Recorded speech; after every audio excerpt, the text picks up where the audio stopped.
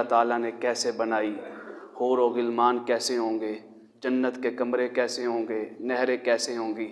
انشاءاللہ تعالیٰ اللہ تعالیٰ ہمیں سب کو اہل جنت میں شامل فرمائے، جنت الفردوس والوں کے ساتھ شامل فرمائے۔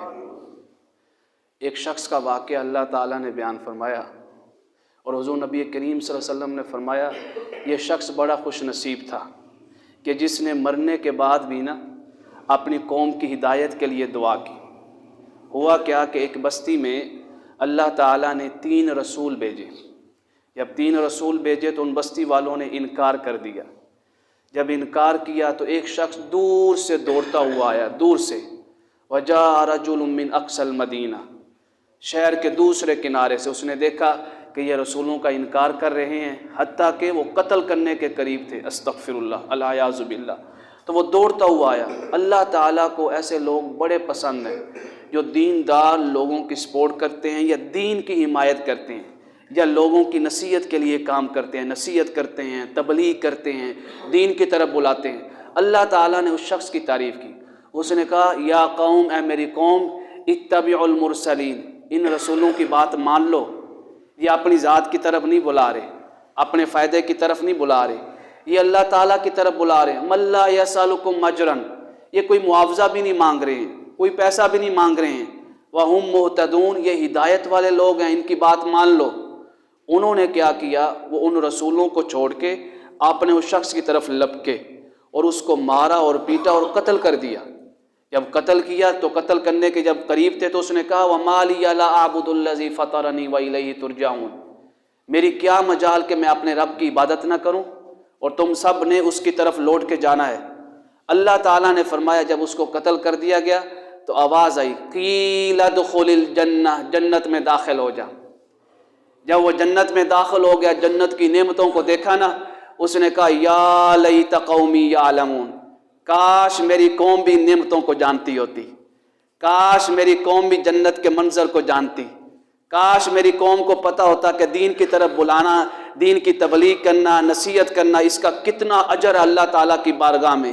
یا لیت قومی یعلمون بما غفر لی ربی وجعلنی من المکرمین، میرے رب نے اس تبلیغ کی وجہ سے مجھے معاف بھی کر دیا ہے اور مجھے ان عزت والے لوگوں میں شامل بھی کر لیا ہے۔ اللہ تعالیٰ نے فرمایا ہم نے اس کا بدلہ لینے کے لیے، اس کی قوم نے اس کو مار دیا، اس کا بدلہ لینے کے لیے جو رسولوں کو انہوں نے جھٹلایا، اس کے لیے عذاب نازل کرنے کے لیے ہم نے کوئی بڑا لشکر نازل نہیں کیا، کوئی فوجیں نہیں بھیجی، کچھ بھی نہیں کیا۔ ان کانت الا صیحۃ واحدہ، ہماری طاقت کا مظہر یہ دیکھیں کہ صرف ایک چیخ ان کو سنائی، ایک آواز آئی، بس ایک آواز آئی، ایک چیخ آئی، اس چیخ کو وہ برداشت نہیں کر سکے اور وہ پوری بستی والے ملیا میٹ ہو گئے۔ فرمایا ہمیں تباہ و برباد کرنے کے لیے پوری دنیا کو لشکر بھیجنے کی ضرورت نہیں ہے، بس ایک لفظ کن فرماتے ہیں فیکون، جس طرح ہم نے پہلے بنائی تھی عدم سے وجود میں لائے تھے، یہ وجود والی ساری کائنات کو عدم میں لے کے چلے جائیں گے۔ یہ جنت کیا ہے؟ اللہ تعالیٰ نے فرمایا، اب منظر کھینچا اللہ تعالیٰ نے جنتیوں کا، اب سنتے آئیے گا۔ جنتی فرمایا وسیق الذین اتقوا ربهم الی الجنۃ زمرا، جنتی جنت کی طرف جا رہے ہیں جماعتوں کی شکل میں، فلاں گروپ والے آ جائیں، فلاں گروپ والے آ جائیں، فلاں علاقے والے آ جائیں، انشاءاللہ وہاں آواز آئے گی کیو بلاک والے، جامعہ مسجد صدیق اکبر والے بھی آ جائیں، سارے انشاءاللہ، ہو سکتا ہم میں سے کوئی نیک بندہ بیٹھا ہو، اس کے پیچھے پیچھے ہم بھی چلیں گے، سارے جنتی جا رہے ہیں۔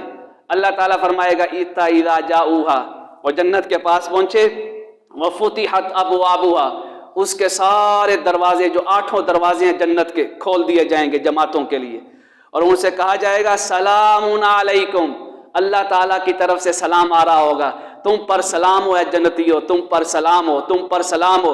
وہ بھی کہہ رہے ہوں گے لبیک اللہم لبیک، لبیک اللہم لبیک۔ آپ منظر دیکھیں، اس منظر میں کھو جائیں۔ اللہ فرمائے گا طیبتم، جو زندگی تم دنیا میں میری خاطر جی کے آئے ہو اس سے بھی اعلیٰ زندگی دے رہا ہوں۔ فادخلوہا خالدین، ہمیشہ ہمیشہ کے لیے میری جنت میں داخل ہو جائیں۔ جنت کے دروازے پہ پہنچے، 8 دروازے کھول دیے جائیں گے لیکن ابھی بند ہیں۔ جیسے جنت کے دروازوں کے پاس پہنچے ہوئے ہیں، آواز آئے گی انتظار کرو، سارے جنتی انتظار کر رہے ہوں گے۔ اچانک ایک سواری آئے گی، اس سواری کے اوپر امام الانبیاء، تاجدار کائنات صلی اللہ علیہ وآلہ وسلم تشریف فرما ہوں گے۔ ایک روایت میں ہے آپ کی سواری کی لگام حضرت بلال حبشی رضی اللہ تعالیٰ عنہ نے پکڑی ہوگی، جنت کے دروازے بند ہیں۔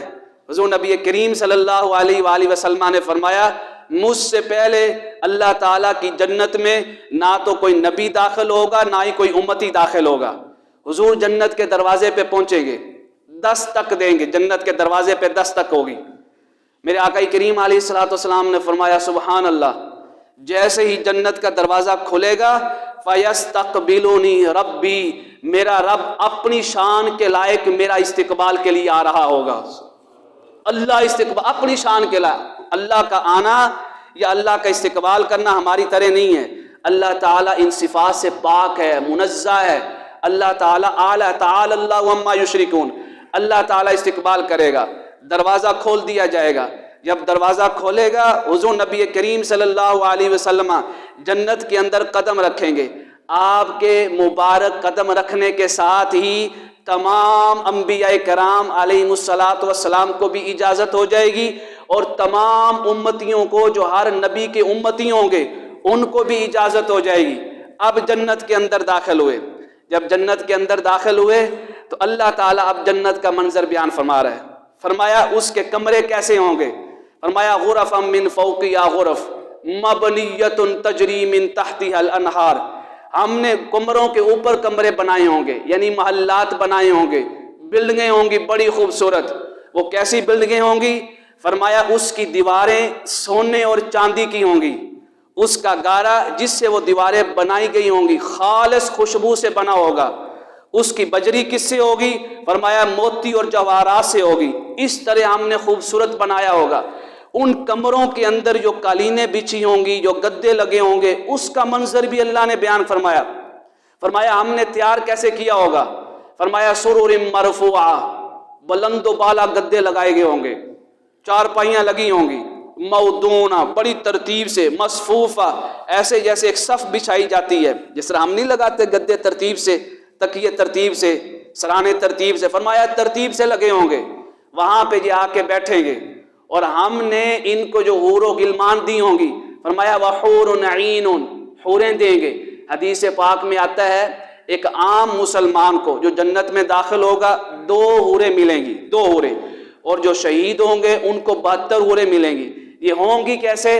فرمایا انا انشأناہن انشاء، ان کو اللہ تعالیٰ نے اپنی شان کے لائق بنایا ہوگا، بڑا خوبصورت۔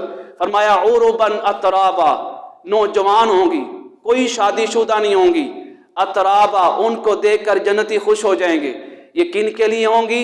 لاصحاب الیمین، یہ یمین والوں کے لیے جن کا نامہ اعمال ان کے دائیں ہاتھ میں پکڑایا جائے گا۔ آقا کریم علیہ الصلوۃ والسلام نے فرمایا جب وہ مسکرائیں گی تو جنتی سارے مسکرا اٹھیں گے، اتنی خوبصورت ہوں گی، اتنی خوبصورت ہوں گی۔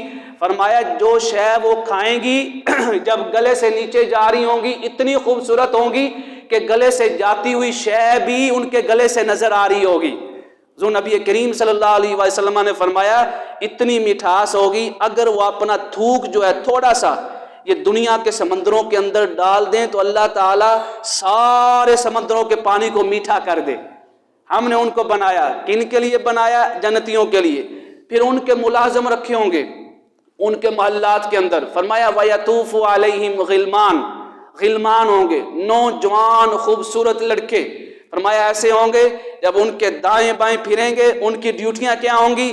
بِأَكْوَابٍ أَبَارِيكَ، ان کے ہاتھوں میں جام ہوں گے، شراب کے جام ہوں گے۔ فرمایا ایسی شراب زنجبیل، جو زنجبیل کے چشمے سے بنائی گئی ہوگی۔ یہ زنجبیل کا چشمہ کیا ہے؟ جس کو جنت کے اندر اللہ تعالیٰ کے فرشتے سلسبیل کہتے ہیں۔ فرمایا وہ دی جائے گی، اور اس کے اندر جو ہے سمندر کون سے ہوں گے؟ فرمایا انہار من ماء غیر آسن، ان پانیوں کے سمندر ہوں گے جو کبھی پانی خراب ہی نہیں ہوگا۔ وانہار من لبن لم یتغیر طعمہ، اور ان دودھوں کے سمندر ہوں گے جو دودھ کا رنگ بھی تبدیل نہیں ہوگا۔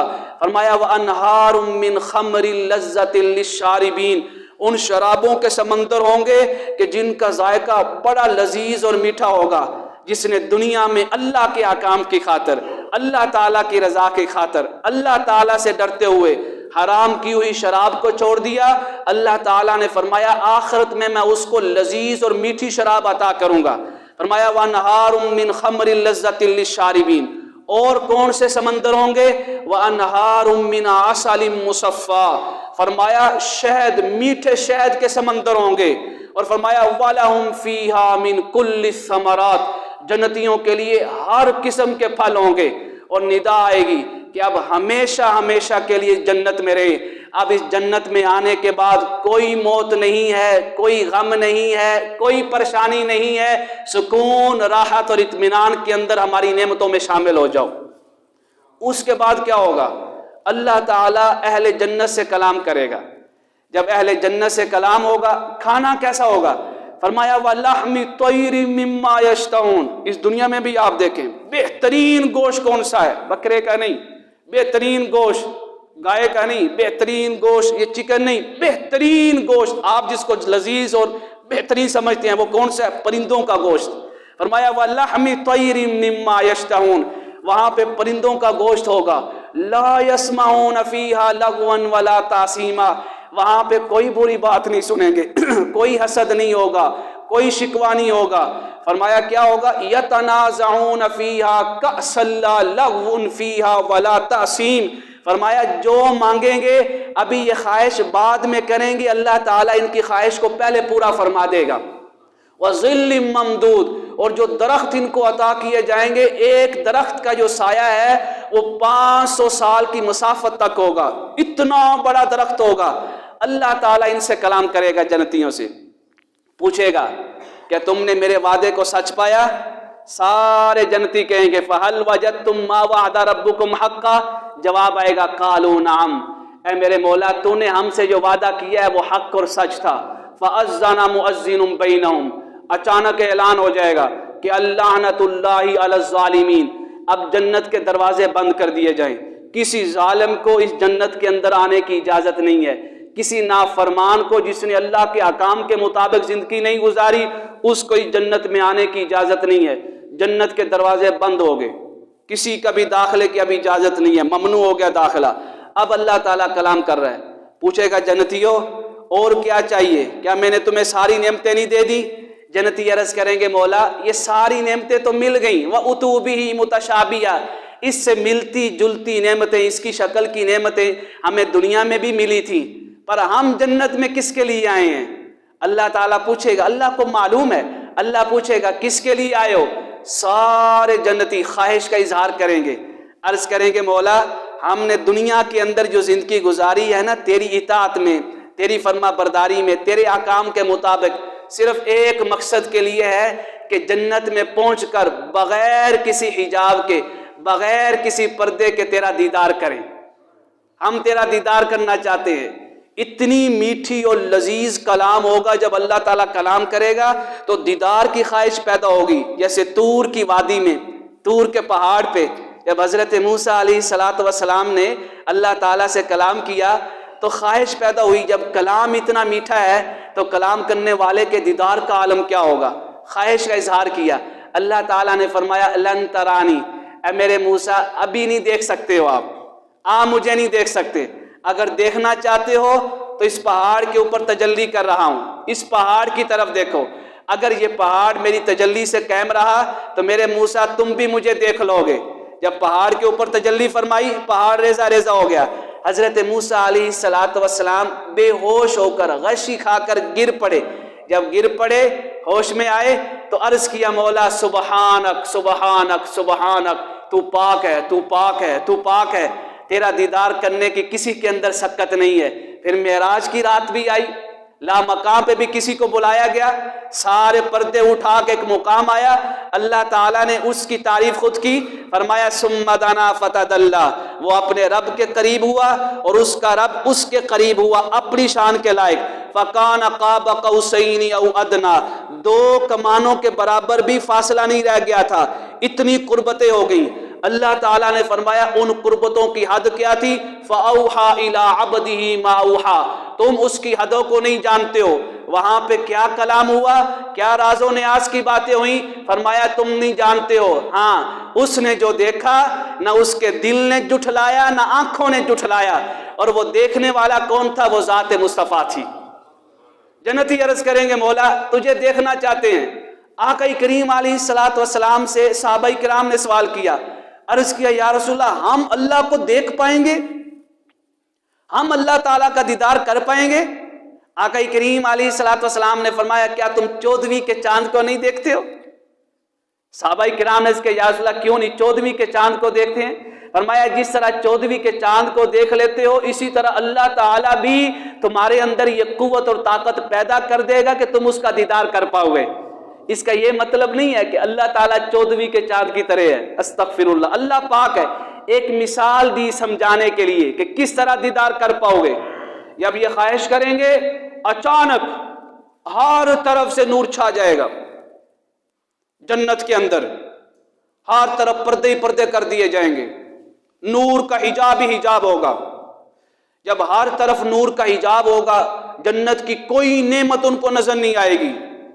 اچانک جب ہر شے کو ڈانپ دیا جائے گا اس ٹائم میرے مصطفیٰ کریم صلی اللہ علیہ وآلہ وسلم نے فرمایا اب اللہ تعالی اپنے دیدار کے سارے پردے اٹھا دے گا۔ اللہ اکبر، سارے پردے اٹھا دے گا۔ جب سارے پردے اٹھائے گا ندا آئے گی وجوہ یومئذ ناظرہ، چہرے چمکتے ہوں گے، روشن اور دمکتے ہوں گے، نورانی چہرے ہوں گے، الی ربہا ناظرہ، ہر طرف پردے ہی پردے ہیں، حجاب ہی حجاب ہے، نور ہی نور ہے۔ اللہ تعالیٰ نے اپنے دیدار کے پردے اٹھا دیے۔ میرے مصطفیٰ کریم نے فرمایا، قرآن پاک نے فرمایا الی ربہا ناظرہ، وہ اس ٹائم ہر پردوں سے ماورا ہو کر اپنے رب کا دیدار کر رہے ہوں گے۔ اللہ اکبر، اللہ، اپنے رب کا دیدار کر رہے ہوں گے۔ دیدار کی یہ لذت، یہ جھلک اچانک ختم کر دی جائے گی، وہ بے ہوشی میں چلے جائیں گے، مست ہو جائیں گے اسی دیدار کی نعمت میں، لذت میں کھو جائیں گے، کسی جنت کی نعمت کی خواہش نہیں رہے گی۔ حضور نے فرمایا کئی سو سال گزر جائیں گے، کئی سو سال وہ اسی دیدار میں گھوم رہے ہیں، اللہ کے دیدار میں۔ اللہ اللہ، دیدار کی لذت ابھی تک ان کی آنکھوں میں ہے، وہ جھلک ابھی تک بار بار سامنے آ رہی ہے۔ جب ہوش آئے گی پھر اللہ ان سے کلام کرے گا، اب کوئی اور نعمت؟ پھر جنتی عرض کریں گے مولا کوئی نعمت نہیں، دوبارہ تیرا دیدار چاہیے۔ اللہ اکبر، دوبارہ دیدار چاہیے۔ میرے مصطفیٰ کریم نے فرمایا جیسے جیسے ہوش آتا جائے گا اللہ بار بار پوچھے گا، ہر دفعہ رب کائنات سارے پردے اٹھا کر جنتیوں کو اپنا دیدار عطا فرماتا رہے گا۔ سبحان اللہ اکبر، اللہ، کیسا منظر ہوگا۔ اندازہ لگائیں اگر یہی مجلس جنت میں لگی ہو، لگیں گی مجلسیں، سب سے بڑی مجلس مصطفیٰ کریم کی ہوگی، ان کے نیچے جو مجلسیں ہوں گی انبیاء کرام کی ہوں گی، انبیاء کرام کے نیچے جن کی مجلسیں ہوں گی وہ اولیاء کرام علماء، پھر ان کے نیچے جن کی مجلسیں ہوں گی ہم جیسے گناہگار بھی بیٹھے ہوں گے کہ دنیا میں بھی درس دیتے رہے ہیں، چلو اس جنت میں بھی ان کے درس کی ڈیوٹی لگا دیں کہ یہ شانیں سنائیں۔ کس کی شانیں چلیں گی؟ کسی نے کیا خوب پوچھا کہ چلو یار چھوڑو، جنت کے اندر حوریں بھی ہوں گی، غلمان بھی ہوں گی، نعمتیں بھی ہوں گی، ہر شے ہوگی، یہ بتاؤ جنت کی خوبصورتی کیا ہے؟ کسی صاحب معرفت شخص نے کیا خوب کہا، اس نے کہا جنت کی خوبصورتی یہ ہے کہ جنت میں مصطفیٰ ہوں گے، جنت میں مصطفیٰ ہوں گے، ہر ایک کی خواہش اور طلب ہوگی کہ مصطفیٰ کریم کو دیکھیں۔ یہ جنت کا منظر اللہ تعالیٰ نے کہاں کہاں بیان کیا؟ سورہ دہر کے اندر، سورہ واقعہ کے اندر، اس کے علاوہ سورہ صافات میں سن لیں، فرمایا الا عباد اللہ المخلصین۔ اب اللہ تعالیٰ پھر منظر کھینچ رہا ہے، بار بار کیوں کھینچا؟ فرمایا تاکہ تمہارے دلوں کے اندر اشتیاق پیدا ہو۔ اب میں پڑھنے لگا ہوں، اولئک لہم رزق معلوم، ان کے لیے شاندار رزق ہوگا، فواکہ، لذیذ اور تازہ پھل ہوں گے، وہم مکرمون، وہ بڑی عزتوں کے ساتھ بٹھائے جائیں گے، کہاں پہ؟ فی جنات النعیم، نعمتوں والی جنت میں، علی سرور متقابلین، بڑے بڑے تخت لگے ہوں گے، بڑے بڑے بیڈ لگے ہوں گے، وہاں اس کے اوپر بیٹھے ہوں گے. یطاف علیہم بکأس من معین، ان کے ارد گرد حور و غلمان جو ہے جام لے کر طواف کر رہے ہوں گے، گھوم رہے ہوں گے. اتنی عزت اللہ تعالیٰ جنتیوں کو عطا فرمائے گا. فرمایا یطاف علیہم بکأس من معین، وہ کیسی شراب ہوگی؟ بیضاء لذۃ للشاربین، بالکل سفید چمکتی ہوئی شراب ہوگی.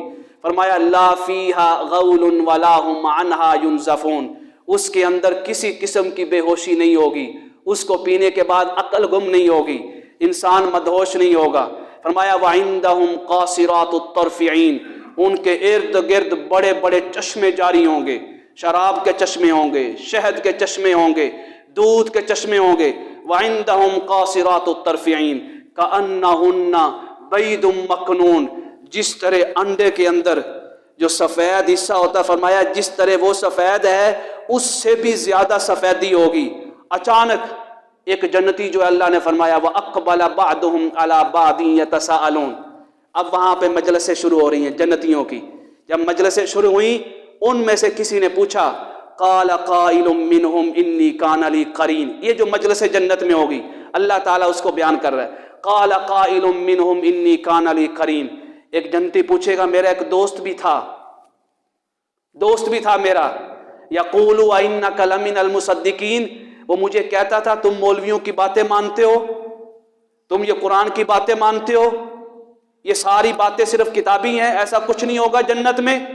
أَإِذَا مِتْنَا وَكُنَّا تُرَابًا وَعِظَامًا أَإِنَّا لَمَدِينُونَ، وہ ہمیں کہتا تھا جب مر جائیں گے، مرنے کے بعد کوئی زندگی نہیں ہے، جب ہڈیاں بن جائیں گی، ہمارا جسم مٹی کے اندر مل جائے گا، پھر بھی اللہ اٹھائے گا، پھر بھی دوبارہ زندہ کرے گا. وہ میرا دوست تھا. هل انتم مطلعون، کیا تم میرے دوست کو دیکھو گے جنت کے اندر کہیں نظر آ رہا ہے؟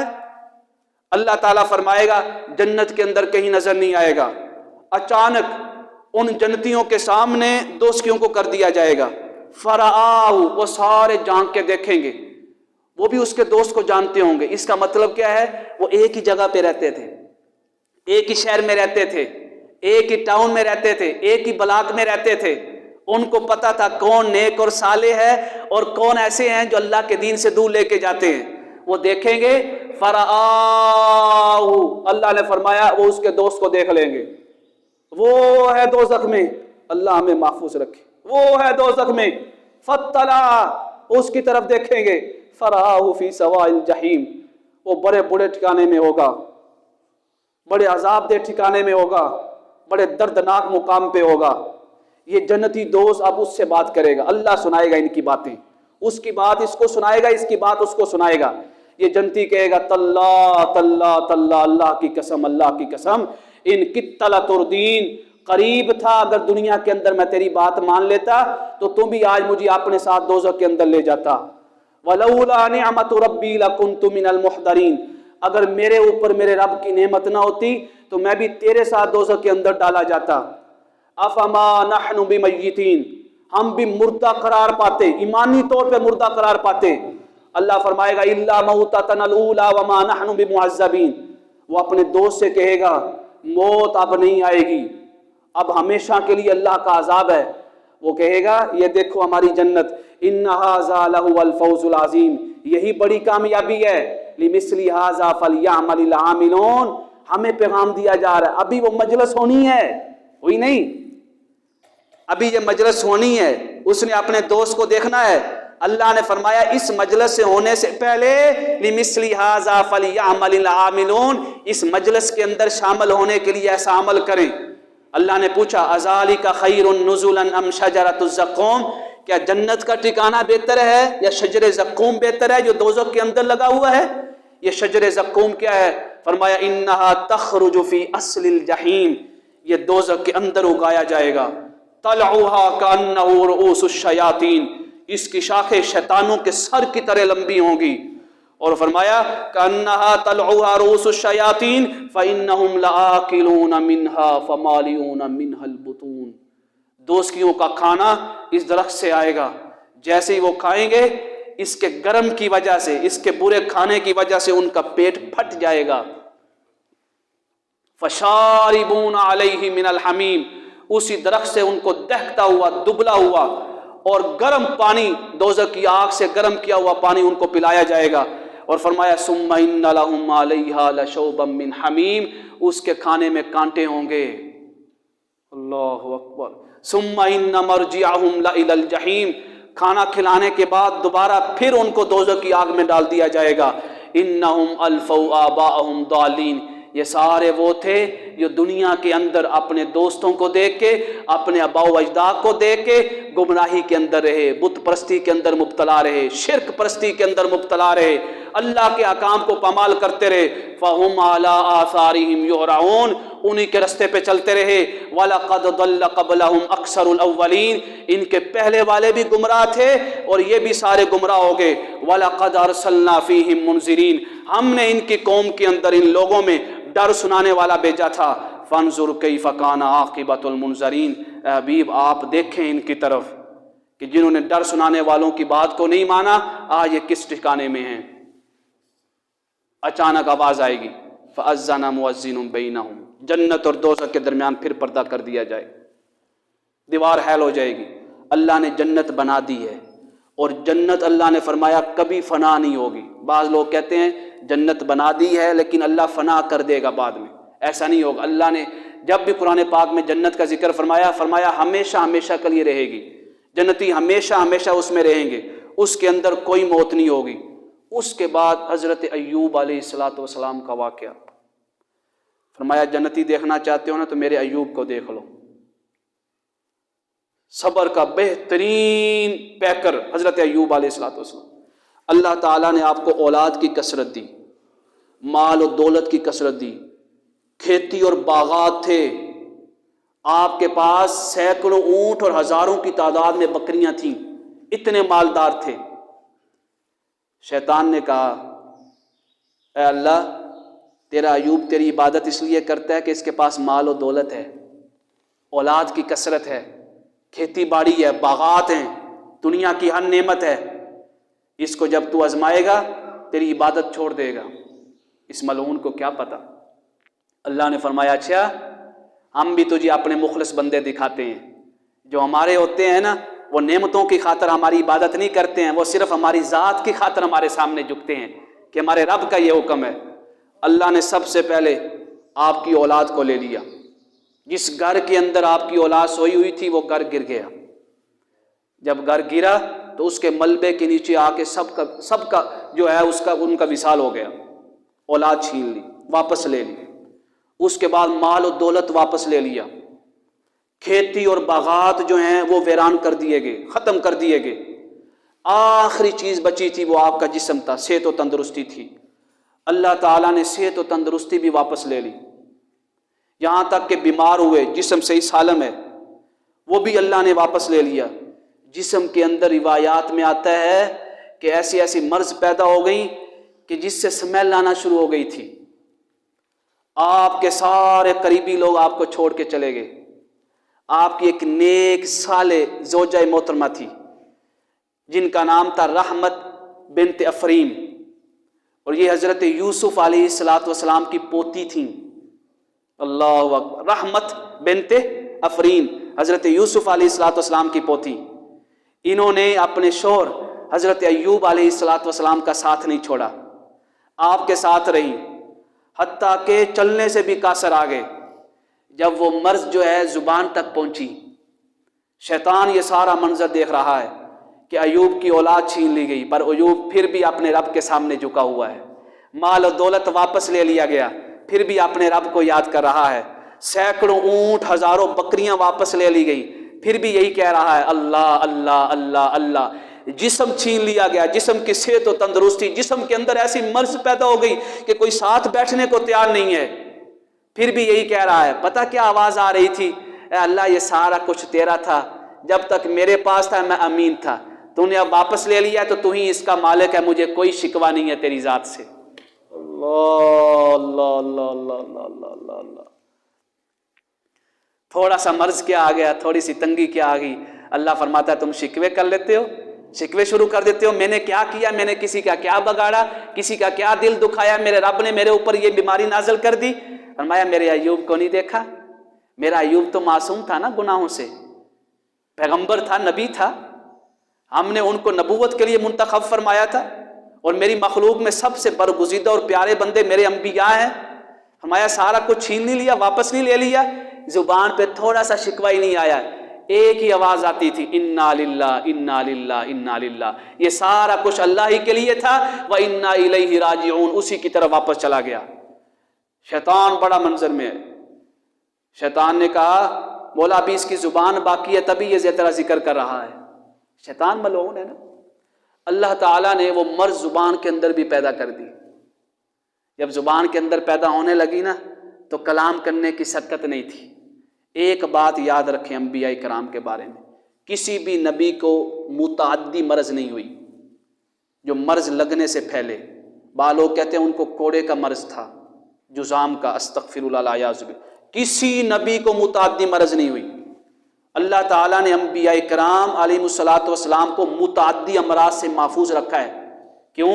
اگر متعدی مرض ہوتی جو یہ منصب تبلیغ کے خلاف تھا، کوئی بھی لوگ ان کے پاس نہ آتے نہ جاتے، نہ یہ کسی کے پاس جاتے۔ متعدی امراض سے ہر نبی اللہ تعالیٰ کا محفوظ اور پاک رہا۔ جب زبان تک مرض پہنچی، بولنے سے قاصر ہونے لگے۔ اب یہاں پہ عرض کیا مولا، یہ نہیں کہا کہ مولا تو نے مجھے تکلیف دی یا تو نے مجھے آزمایا، نہ، مسنی الشیطان، مسنی الشیطان، یہ سارا کچھ شیطان کی طرف سے ہے۔ جب یہ کہا تو عرض کیا مولا، ایک اور مقام پہ اللہ نے فرمایا انی مسنی الضر، یہ نہیں دعا کر رہے مولا تو مجھے شفا دے، نہ نہ نہ، یہ ہے رضا کا وہ آخری مقام جہاں پہ آپ اللہ سے شفا بھی نہیں مانگتے ہیں، اس کی رضا میں خوش رہتے ہیں۔ انی مسنی الضر، مولا اب یہ مرض بہت بڑھ گیا ہے، اب زبان تک آ پہنچا ہے، صرف اتنا جملہ بولا، سبحان اللہ وانت ارحم الراحمین، بولا تو تو رحم فرمانے والا ہے، بس اتنا بولنا تھا۔ اللہ نے فرمایا فاستجبنا لہ، ہم نے اپنے ایوب کی دعا کو قبول کر لیا۔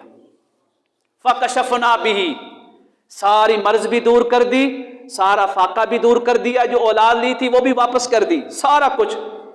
جب جسم کو غسل دینے کی بات آئی نا، بیماریوں سے شفا یابی ہونے کی بات آئی، فرمایا میرے ایوب آپ جو ہیں اور قد برجلک، اپنی ایڑی ماریں زمین پہ، سبحان اللہ۔